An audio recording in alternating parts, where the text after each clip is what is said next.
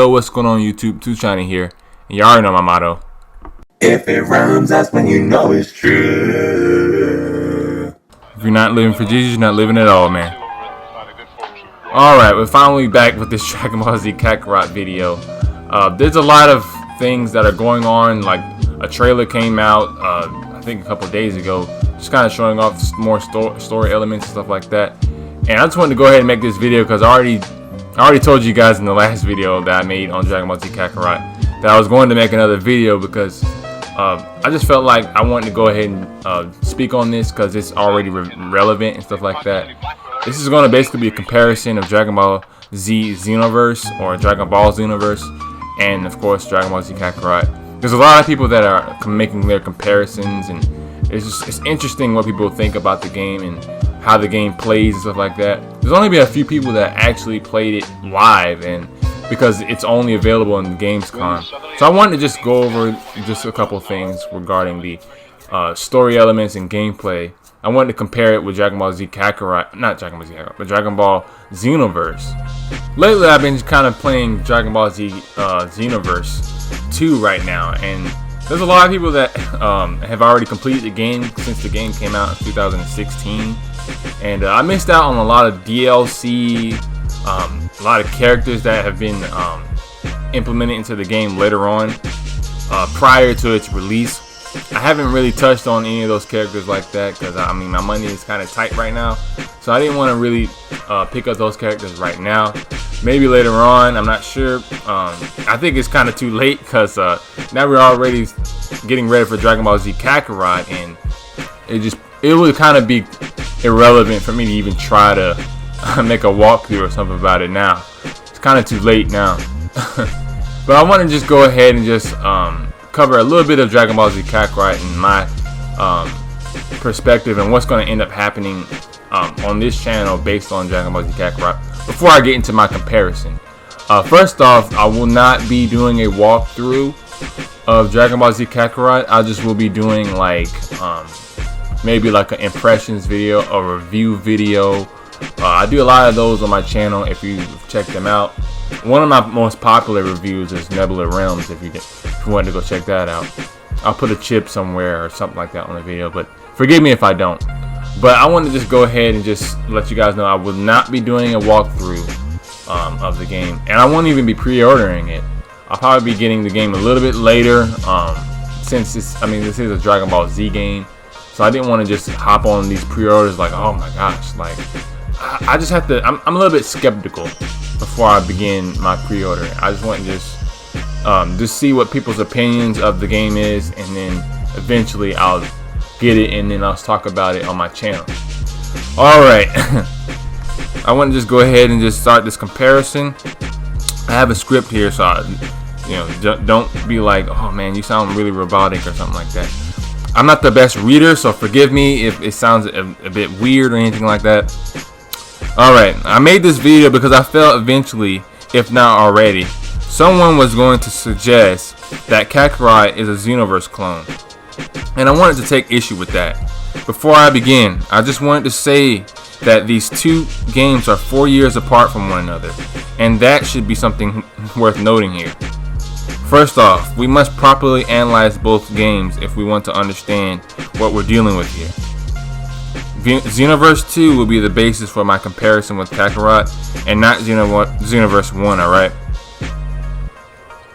Xenoverse 2 is a game that is based around character creation, which demands that you create a character in order to proceed further into the game. Therefore, all of the gameplay mechanics and even graphics are shaped to suit this type of game design.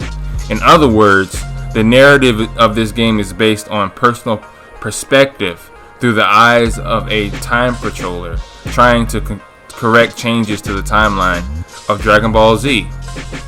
As you guys already know this. The differences between the first game and the sequel of Xenoverse are almost non-existent since they both share the same narrative contained in the game's true story mode, as you guys already know.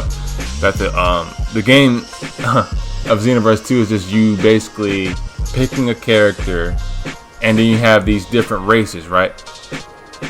And as you choose these races, it doesn't change the storyline or anything like that. So don't expect like what's that game called, like Telltales or something like that, where you have to pick whatever you pick, it changes the storyline. No, none of that. So if you pick like a female, it's the same thing with the female. If you pick like a Namekian, it's the same thing with a Namekian. It doesn't matter what race or gender. It doesn't change the overall plot of the game at all. And in this case, it makes it feel like it really isn't giving you the flexibility that you would like, and changes its plot direction as well. To be honest, gender doesn't even play a role in your character, your clothing choices, since you can wear whatever pieces of clothing you have in your inventory, regardless of whatever gender wore it in the Dragon Ball Z series. For example, like Android 18, you can basically wear Android 18's clothing and you're a male, you know? It's like, what? It's crazy, right? Check out my male character wearing Android 18's clothing parts right now. I'm all for choice in the game, and I'm all for choice in gaming, but this is inconsistent since the narrative of your game doesn't even give the same level of choice. So don't get it twisted, though. I don't even agree with men basically wearing women's clothing. So don't judge me, all right, for what I said about choice earlier, right? Even though those things are true, I don't like the fact that different races fight differently. I do like the fact that different races fight differently, and you can't become a Super Saiyan if you're not even a Saiyan, alright? But at the end of the day, gameplay and exploration is completely determined by the narrative of the game, which is you and your character being a part of the time patrol. This is contrasted with Dragon Ball Z Kakarot, where it simply retells the Dragon Ball Z story through the eyes of the characters relevant to each saga. As I said in my last video, guys, Dragon Ball Z Kakarot is an RPG role-playing game that allows for players to journey through the Dragon Ball universe with little limitations to exploration. I saw that you could literally drive a car in the game, in which adds a whole level of freedom to exploration that was never present in later or earlier Dragon Ball Z games. And that's something, that's saying something, since there's countless of Dragon Ball Z games in existence right now. I wanted to make a shift over to combat and just kind of go over it a little bit, because I felt this is where people are truly making their comparisons to Dragon Ball Xenoverse 2, for better or for worse. Okay, I wanted to just say that of course the combat will resemble Xenoverse, since both games are designed to be more open in its gameplay approach than say something like Burst Unlimited or I don't know, Budokai. And both of these games are like, they have 2D combat, which isn't very free at all. I don't expect these games to be open, since the game is a fighting game like Fighter Z, which released last year. But Kakarot is different from Xenoverse when it comes to combat, since the game isn't centered around a created character that is customized at any time in the game. The developers themselves said that there is no multiplayer in the game because it just wouldn't work for some reason. Now that alone should let you know that combat is different, since multiplayer is necessary in Xenoverse, forcing you to team up with people online to complete certain missions in the game. And by the way, I just did not like that at all, because I'm not an online person like that. Alright guys, that's the video.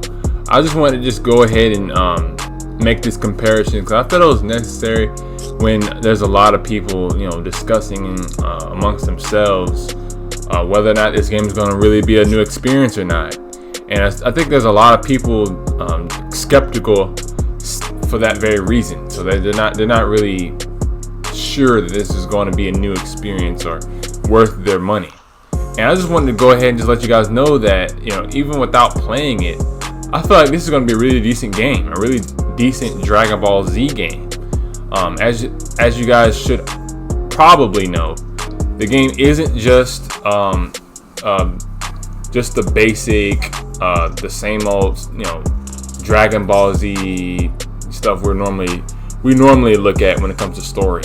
I think there's going to be a couple segments with some of the movie. I think they're going to add some of the movie elements, from all the Super movies, like Dragon Ball Super. They're going to probably add Dragon Ball Super into here. It might not be at the base of the game. It might not be base game, but they might add it later or something like that. I'm not sure. Just correct me in the comments if you guys know whether or not this game is going to just be Dragon Ball Z stuff, or is it going to implement GT or maybe some other side stuff.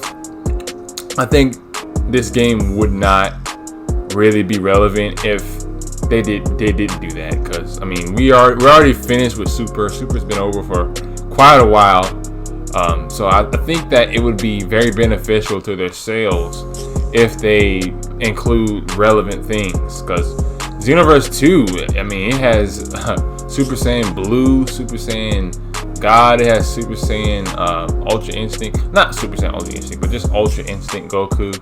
It has all those added into it later on as DLC.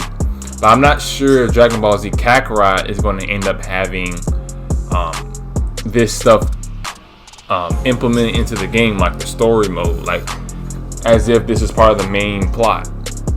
I'm thinking what they might end up doing is just make this just Dragon Ball Z stuff, and then what they're going to do later on is add in some Dragon Ball GT, maybe Dragon Ball Super, and then yeah, they'll have everything they need after that, probably as DLC or something like that. But I think that people wouldn't like that too much, because as you already probably know about the Final Fantasy 15 stuff, where they released the base game and then they made you pay for all the additional stuff that was supposed to be there at launch, and it's just like, really? Why didn't you add that at launch? But that's how I guess developers think nowadays. Half create something, half make something, and then release the game at full price, and then my god, bro. I already talked about this in my last Final Fantasy 15 video. My video talking about Final Fantasy 15 is not the same as Final Fantasy 7 Remake, or it's not affecting it or something like that. I highly suggest that you guys go watch that video. Even if you're not somebody that is into Final Fantasy, I think you'll really enjoy that video. That's what encouraged me to make this video in particular. So I wanted to just go ahead and make a video similar to that video. So I don't normally write scripts for regular discussions that I have on my channel. So I want to definitely put scripts and stuff like that, because I felt like the last video had a lot of people engaging in the comments and stuff like that. There was a lot of love for that video, so I wanted to go ahead and make another one around the same idea. And I felt like this video was very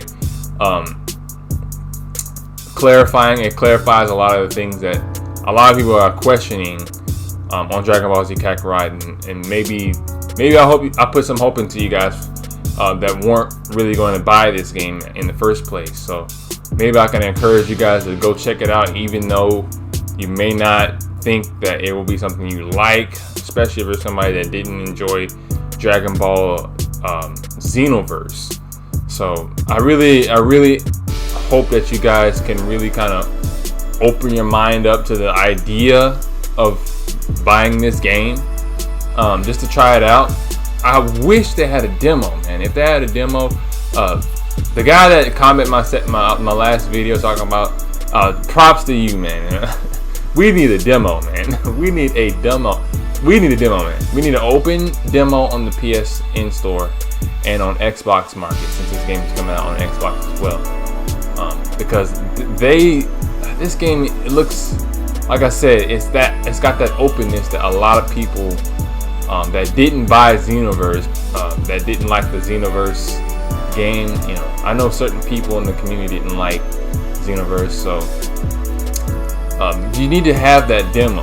If you don't have that demo, a lot of people will probably pass on this game.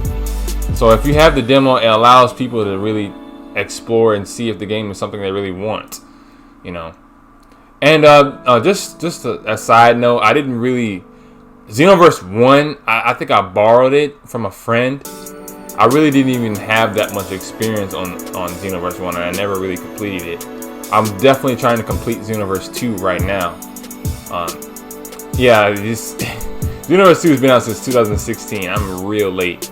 But I want to definitely try, you know, just go ahead and finish the game, because I mean, Dragon Ball Z Kakarot is coming out in like not even a month from now, probably. But probably a month from me making this video, because today is December 3rd. As of me making the video, it's December 3rd, 2019. So definitely be excited, guys. I hope you guys will just kind of stay optimistic. Because there's a lot of things that these developers are making, and I hope that they really make this game something we've never really seen in terms of like the story aspects. I'm not really too excited for the exploration.